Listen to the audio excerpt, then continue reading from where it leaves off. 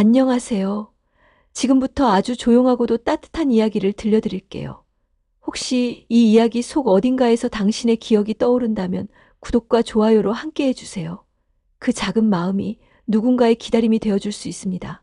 그럼 이야기를 시작합니다.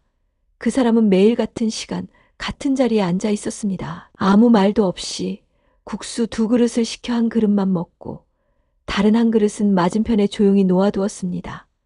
15년이었습니다. 계절이 수없이 바뀌고 사람들이 수없이 바뀌어도 그는 언제나 그 자리에 앉아 있었습니다. 또 오셨네요. 국수집 주인은 더 이상 놀라지 않았습니다.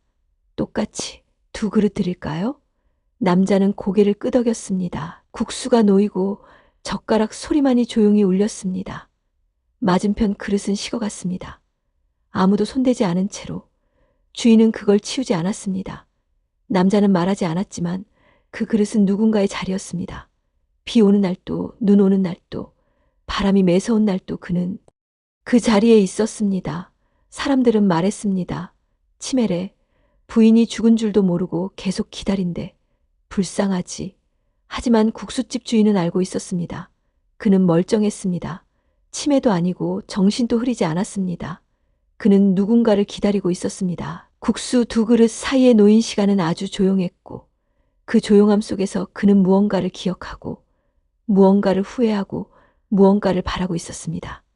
국수집의 시계가 째깍거리며 오후 2시를 지나갈 때 그는 수저를 놓고 일어났습니다.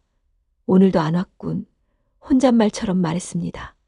그리고는 똑같은 길로 똑같은 걸음으로 집으로 향했습니다. 집은 작고 오래되었으며 조용했습니다. 현관에 놓인 신발은 한 켤레뿐, 거실엔 낡은 라디오가 조용히 숨을 쉬고 있었습니다. 그는 문을 열고 들어가 라디오를 켰습니다. 라디오에선 오래된 음악이 흘러나왔습니다. 벽엔 사진이 한 장 걸려 있었습니다. 흑백 사진 속 젊은 시절의 남자와 여자가 나란히 서 있었습니다. 남자는 그 앞에 서서 한참을 바라보았습니다. 당신, 오늘도 안 왔어. 국수는 식었어. 그는 그렇게 혼잣말을 하고는 라디오 앞에 앉아 눈을 감았습니다. 이런 날이 15년이었습니다. 마을 사람들은 그의 국수집 출입을 더 이상 이야기하지 않았습니다.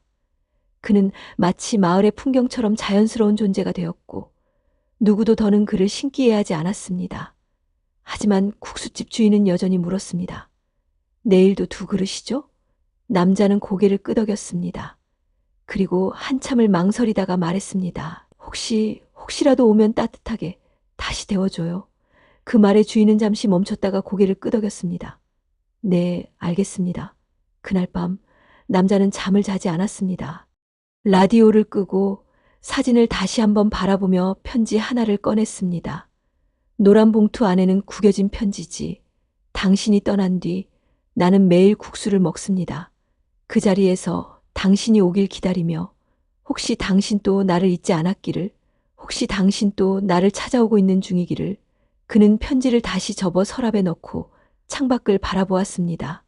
내일은 올까? 이야기는 그렇게 시작되었습니다. 그녀는 처음엔 매일 국수집에 함께 왔습니다. 자리에 앉기 전 늘 그의 셔츠에 붙은 먼지를 툭툭 털어주고 자리에 앉으면 메뉴도 보지 않고 말했습니다. 두 그릇 평소처럼요. 그는 그녀 옆에서 가만히 웃고만 있었습니다. 그녀는 김치를 국수에 넣는 걸 좋아했고 그는 김치를 따로 접시에 덜어 그녀에게 슬쩍 밀어주곤 했습니다. 그날의 공기는 언제나 따뜻했고 언제나 평화로웠습니다. 자주 가던 국수집, 늘 똑같은 테이블, 똑같은 그릇, 창문 틈 사이로 들어오던 햇빛, 간간이 울리는 식당 종소리, 그리고 그녀의 미소. 그는 가끔 그녀가 국수를 먹는 모습을 몰래 보았습니다. 그녀는 모른 척하며 국물을 후루룩 마셨습니다. 왜 그렇게 봐요? 맛있어서. 내 얼굴이요? 그것도 국수도. 그날의 기억은 너무 선명해서 시간이 흘러도 전혀 흐려지지 않았습니다. 그는 지금도 생각했습니다. 그녀가 그 자리에 있었던 날들을, 그녀가 웃던 시간, 같이 걸었던 길, 같이 앉았던 벤치, 처음 그 자리에 앉았던 날, 그녀는 말했습니다. 이 자리에 계속 오자. 우리 늙어서도 매일 같이 오자. 내가 기억 못하면 당신이 데려오고 당신이 기억 못하면 내가 손잡고 데려올게. 그 약속은 아주 오래된 기억 속에서 반짝였고 그는 그 반짝임 하나로 지금껏 살아왔습니다. 하지만 어느 날 그녀는 오지 않았습니다. 전날까지만 해도 환하게 웃던 그녀였습니다. 그는 기다렸습니다. 하루, 이틀, 3일. 하지만 그녀는 오지 않았습니다. 전화도 편지도 그 어떤 말도 없었습니다. 그녀가 사라진 날 그의 시간도 멈췄습니다. 동네 사람들은 조용히 수군거렸습니다. 병원에 실려갔대. 중환자실이라나.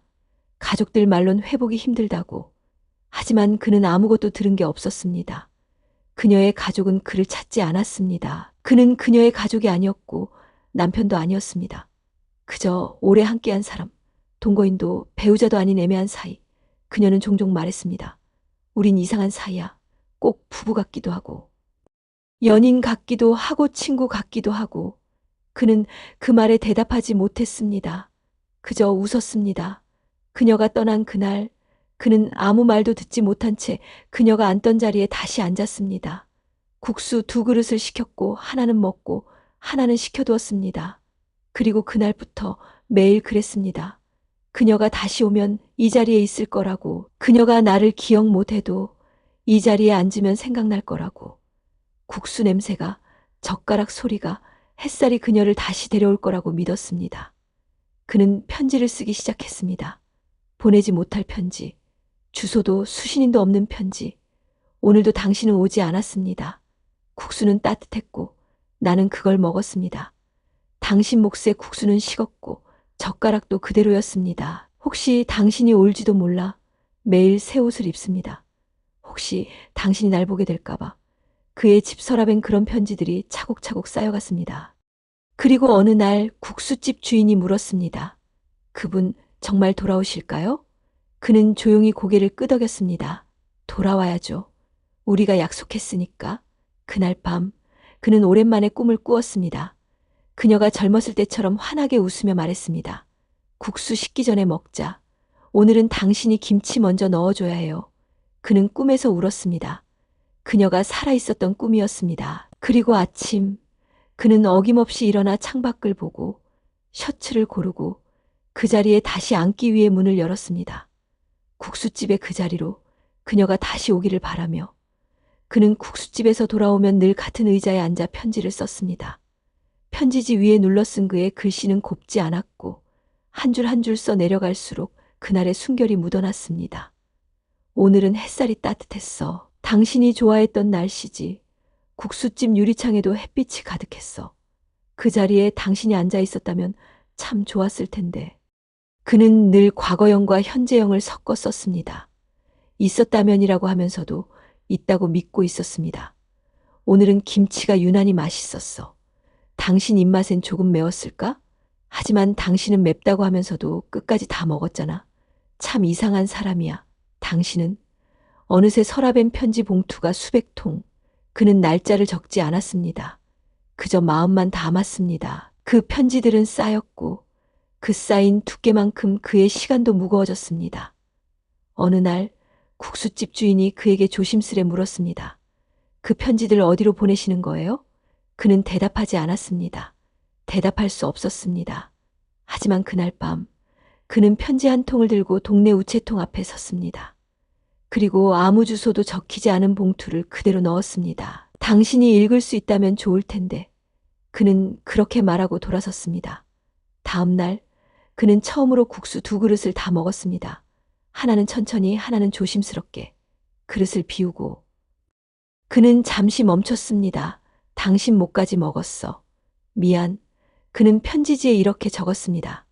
당신이 오지 않아서 당신 목까지 먹었어요. 그러니 오늘 하루는 나 혼자 먹은 게 아니에요. 우린 여전히 함께였어요. 그쵸? 그는 그렇게 말하고 또 편지를 접었습니다. 그날부터 그는 매주 한 통씩 그 편지들을 정리해 묻기 시작했습니다. 언젠가 그녀가 돌아온다면 이걸 건네줄 수 있기를 바라면서. 편지들엔 계절이 담겼습니다. 봄엔 개나리, 여름엔 매미 소리, 가을엔 낙엽이 걷던 기억, 겨울엔 입김 속 국수의 김. 모든 계절을 그녀와 보냈고 모든 계절을 그녀 없이 버텼습니다. 그는 때로 그 편지를 소리내 읽기도 했습니다. 그녀가 곁에 있는 듯, 작은 목소리로 천천히 정성스럽게 그렇게 몇 년이 더 흘렀습니다. 그의 글씨는 점점 작아지고 글 속에는 말하지 못한 미안함이 더 깊어졌습니다. 그땐 왜 더 따뜻하게 안아주지 못했을까?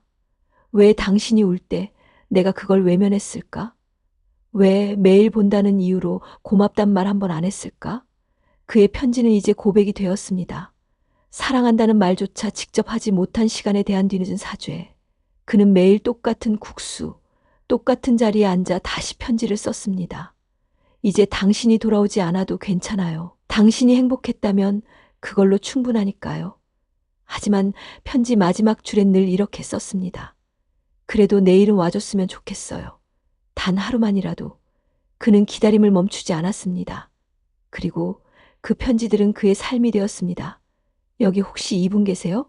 그녀의 딸은 날끔 병원 복도에서 간호사에게 물었습니다. 손에 들린 사진은 세월이 흐른 만큼 색이 바랬고 사진 속 남자와 여자는 손을 잡고 웃고 있었습니다. 간호사는 사진을 보고 눈을 가늘게 떴습니다. 이분, 예전에 이 병동에 계셨던 분 같네요. 오래전에 퇴원하셨지만 딸은 아쉽게 고개를 숙였습니다. 혹시 주소나 연락처는 개인정보라 알려드릴 수는 없지만 이 병동 끝방에 예전에 이분 편지를 받던 분이 계셨어요. 딸은 고개를 숙인 채 병동 끝방으로 향했습니다. 그 방엔 백발이 성성한 할머니가 누워 있었습니다. 그녀의 눈은 흐릿했고 입술은 마르다 못해 갈라져 있었습니다. 그런데 방 안에 놓인 작은 상자 하나, 그 위엔 정갈하게 접힌 편지들이 가득했습니다. 딸은 손을 뻗었습니다. 간호사는 조용히 끄덕였습니다.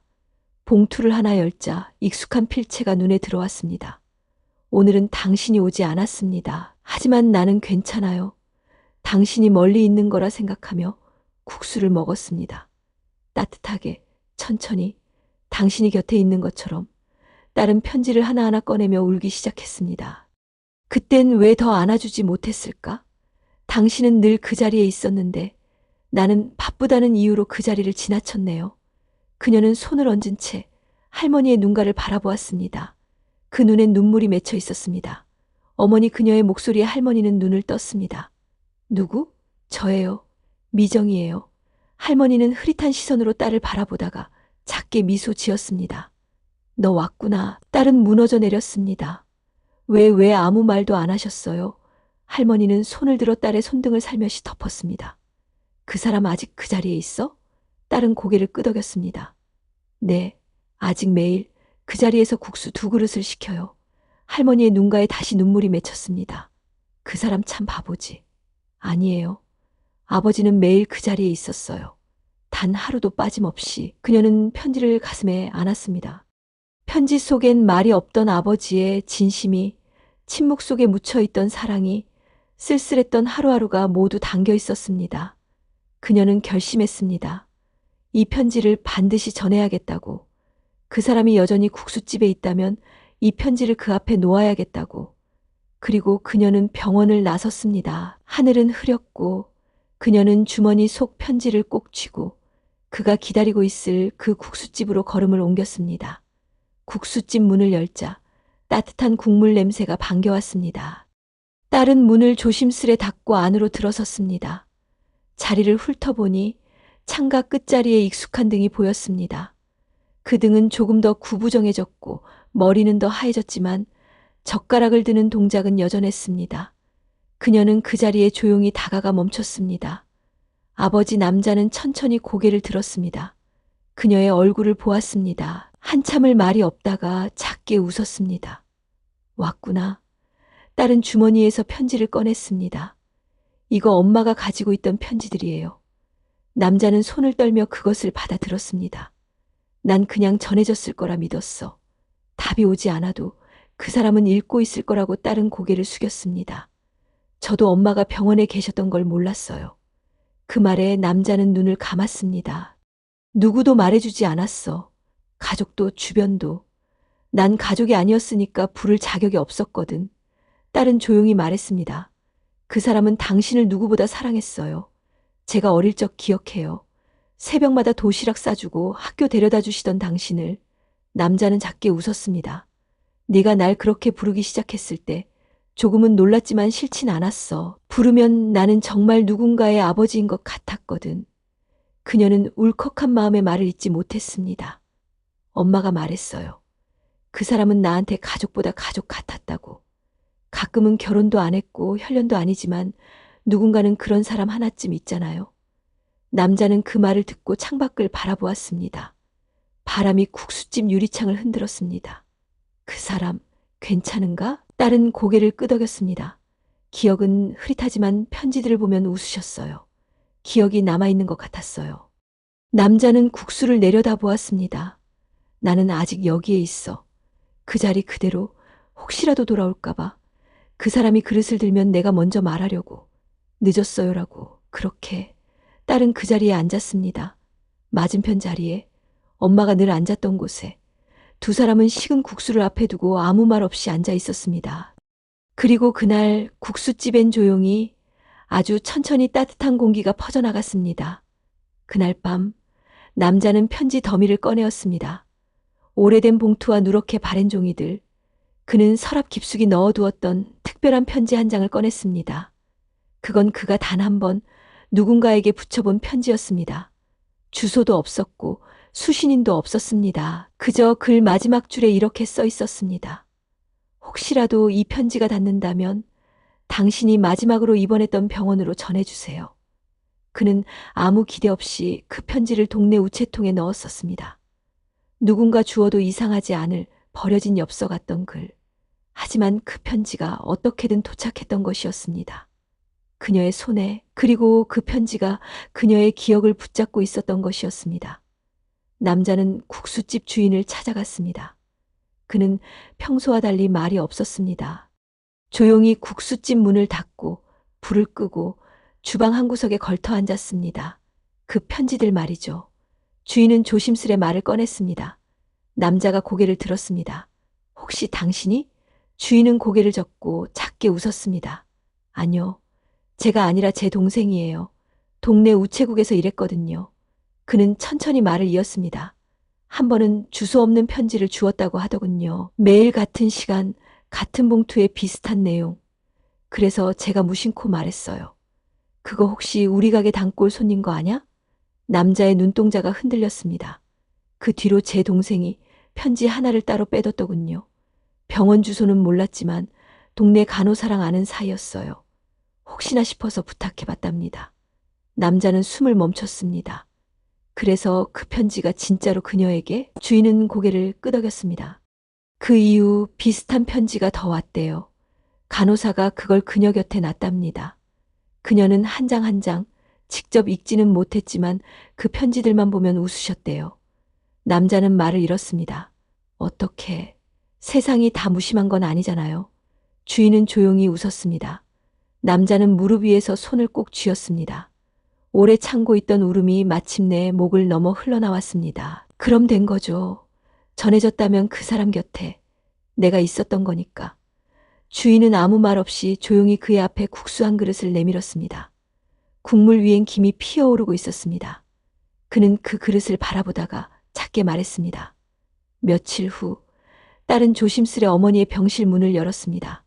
하얀 햇살이 창문으로 들어오고 있었고 어머니는 조용히 창밖 바라보고 있었습니다.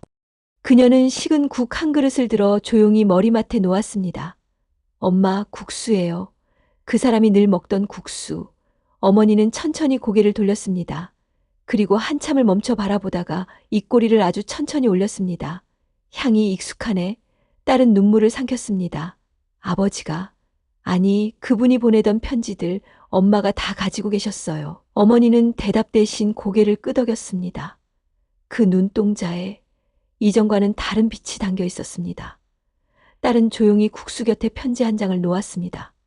오늘은 제가 읽어드릴게요. 그녀는 아버지가 쓴 편지를 조용히 펼쳤습니다. 글씨는 번지고 흐려졌지만 그 안의 문장은 오히려 선명했습니다. 오늘은 당신 목까지 먹었어요.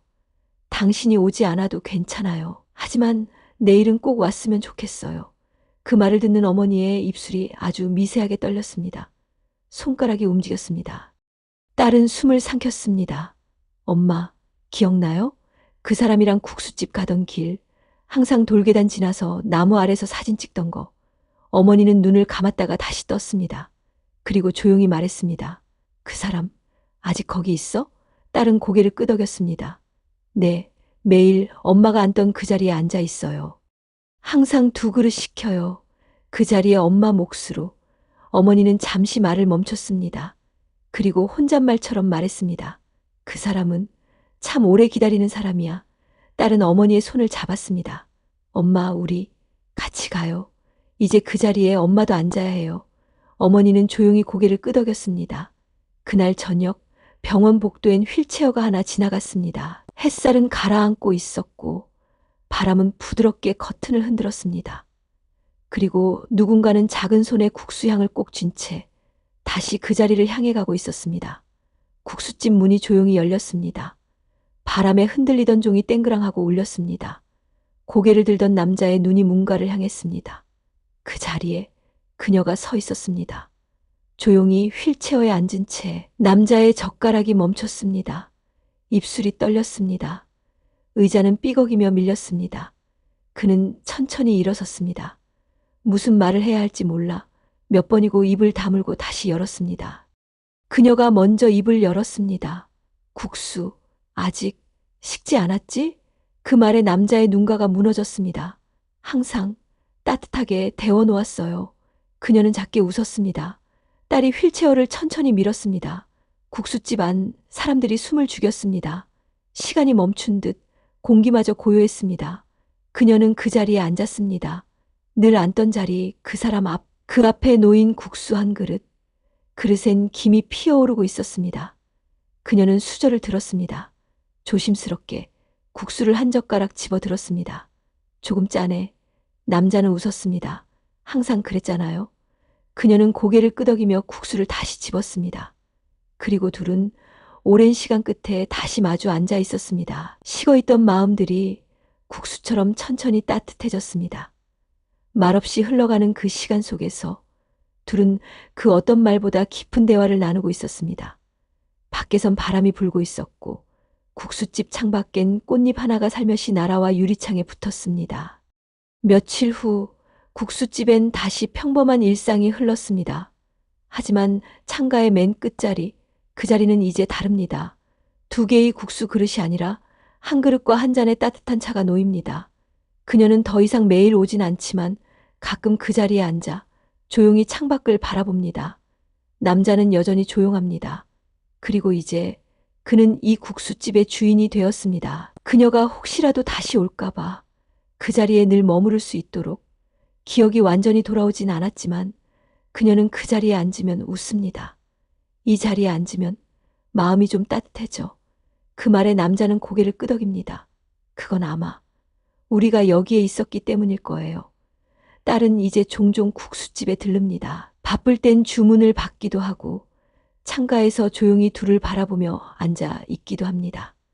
그녀가 없던 시간 동안 남자는 참 많은 것을 쌓아두었고 이제는 그것들을 천천히 꺼내어 나누고 있습니다.